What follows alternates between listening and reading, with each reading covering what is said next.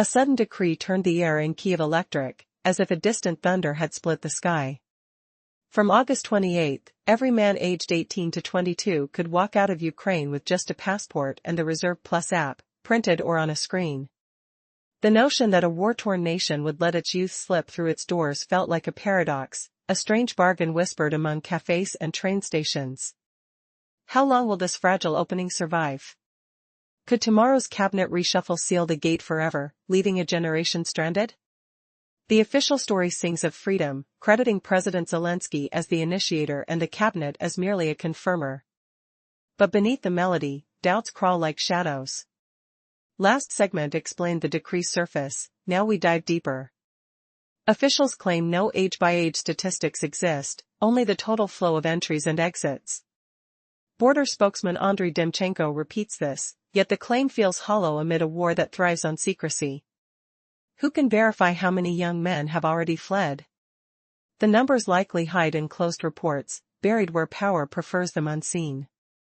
Why open the borders at all? Some say it eases social tension, preventing unrest among a restless youth unwilling to fight yet trapped inside locked doors.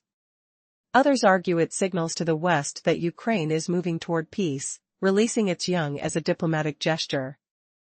A darker theory points to corruption. Legal exits fuel a black market of forged papers, smugglers, and tacit deals with border guards, old schemes revived with fresh vigor.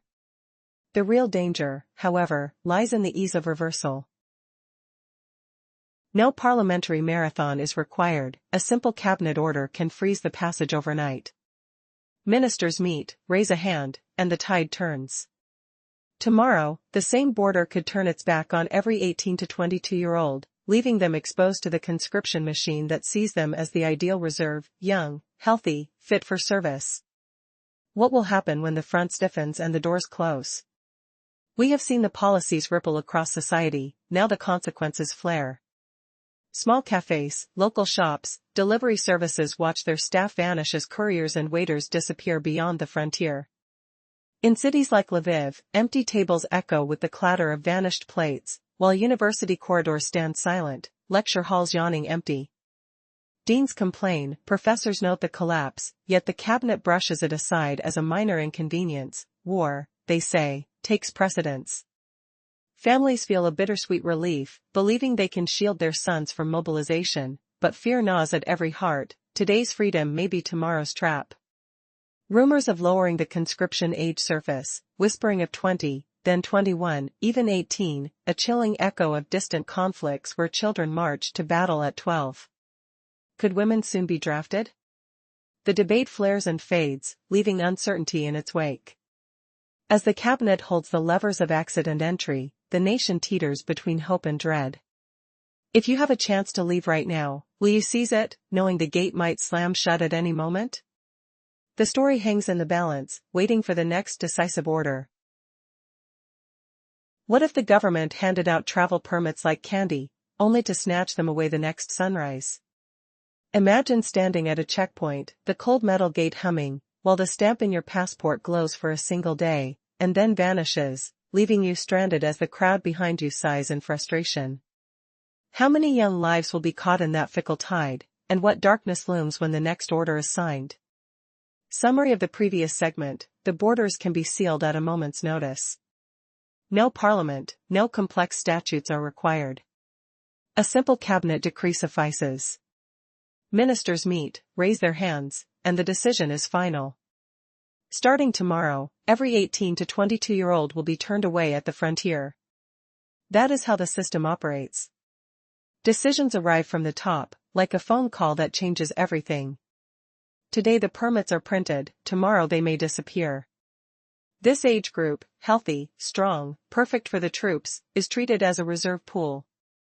They receive permission to leave, but if the front lines flare, they become the first to be thrust back into recruitment offices. Thus, the travel allowance is not true freedom, it is a temporary slack that can snap at any instant. Meanwhile, whispers spread about lowering the mobilization age. First the talk was about 20, then 22, and in some circles even 18 and below. They cite African conflicts where boys are sent to battle at 12. Those discussions have been paused, yet their mere presence reveals the direction officials are contemplating.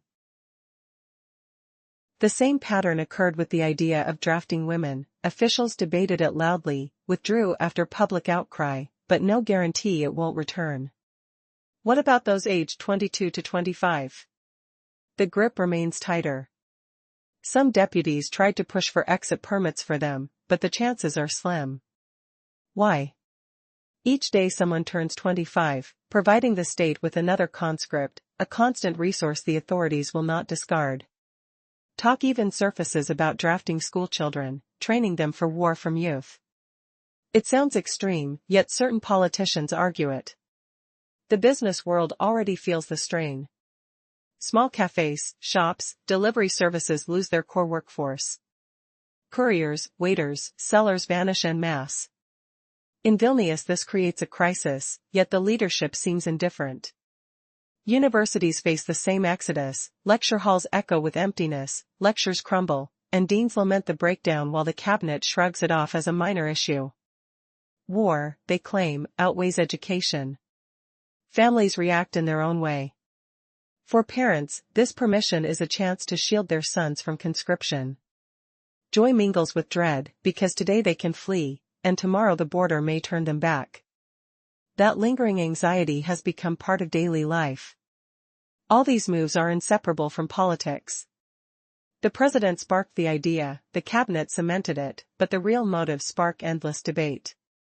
Some see a step toward negotiations, others a pressure relief valve, and a third group views it as a fresh channel for corruption, forged documents, hidden guides through the mountains. Silent deals with border guards.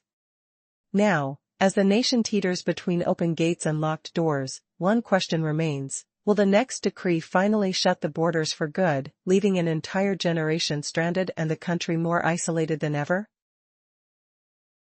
On one hand, families rejoice at the chance to save their sons from conscription, but there's an ever-present fear that the door might close unexpectedly. Today, they are allowed to leave, yet tomorrow could bring a sudden halt at the border. This constant anxiety infuses daily life, making it clear that politics intimately entwine with the issue at hand. While President Zelensky initiated these changes, the government's motivations remain a topic of fierce debate. Some insist this is a step towards peace, while others suggest it's merely aimed at reducing tension. Then there are those who whisper of corruption, recalling old schemes that persist, falsified documents, smugglers, and agreements with border officials. And now, a new wave of concern has surfaced, as politicians like Alexei Honcharenko vocally advocate for citizen rights, yet this seems more like a theatrical performance than genuine pressure for change. It has become painfully evident that in Ukraine, a facade of opposition exists, filled with bold claims but lacking real accountability. The truth remains true: those who possess wealth can escape, while those without are left to face mobilization. The authorization for young men aged 18 to 22 to exit fosters this inequality. To summarize, while men aged 18 to May 22 leave the country today, this privilege could vanish overnight. Decisions are made rapidly and top-down. The category of 22 to 25 remains under strict mobilization.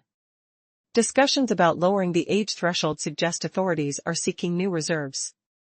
Universities are emptying, businesses are losing employees. Yet the government remains indifferent. The opposition merely plays a decorative role. The conclusion is straightforward: if you have the opportunity to leave now, take it. Tomorrow, the door may slam shut. Ukraine is increasingly becoming a land of closed borders, where citizen rights can change in an instant. Imagine a world where every sound is a ticking clock, reminding you that time is slipping away. The uncertainty grips you with cold fingers. What if, just as you finally gain freedom, the gate slams shut? What will you do then? As the tension escalates, the stakes have never been higher. In this turbulent reality, what is freedom truly worth?